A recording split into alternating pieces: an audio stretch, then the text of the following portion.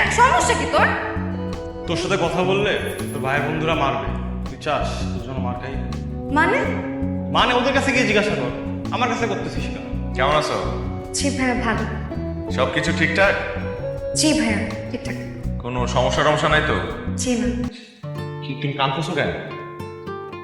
আচ্ছা তো তোমার কি আমার কোনো কথায় কষ্ট কষ্ট পাইছো তুমি? আমি সরি, আমি মাপ চাই।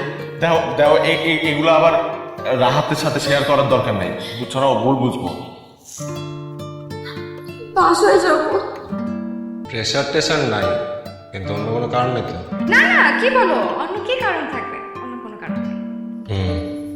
তাহলে ঠিক আছে, যাও। হ্যালো, আমি বাসায় এসে ভাইয়াকে মানা করে দিয়েছি, এখন আমি কোনো বিয়ে শাদী করতে পারবো না। এখন তুই তুই একটাবার হক, তুই একবার হক হইলেই হয়ে যায়। আর সব থেকে বড় কথা, আয়শা আর আমি একজন আরেকজনের ভালোবাসি। একটাবার হক। আকে, তুই আমার একটু সময় দে। আমার সাথে আকিবের কথা হয়েছে, তোরা নাকি একজন আরেকজনের পছন্দ করিস। এখন আকিব তো তোরে বিয়ের প্রস্তাব দিছে, তোর কি মত? তোমরা যেটা ভালো মনে করো সেটাই। তোর কোনো খবর নাই? বিয়ান সাহেব, আগেই বিয়ান সাহেব বইলে ফেলাইলাম, মেয়ে তো আমাদের আগের থেকেই পছন্দ আছে। তা বলতেছিলাম কি, ভালো একটা দিন ক্ষণ দেখা আমরা বিয়ের তারিখটা ঠিক করে ফেলাইলাম। আয়শা আর এখানে নাই, আয়শার বিয়ে হয়ে গেছে। কেমন আছো? আমি জানি আমি খুব খারাপ একটা কাজ করছি। তোমারও তো মনে হতে পারে যে আমি হুট করে কেন তোমার সাথে দেখা করতে চাইলাম, বা এতদিন কেন দেখা করি নাই।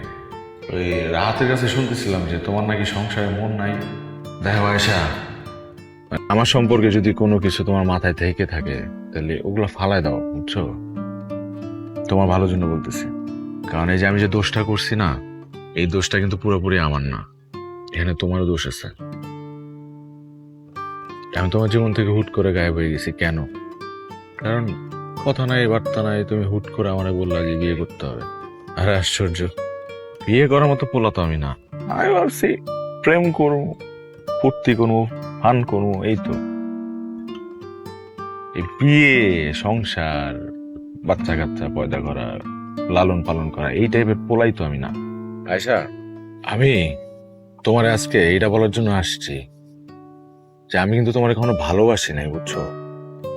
এটা মাথায় ঢুকায় ফেলো।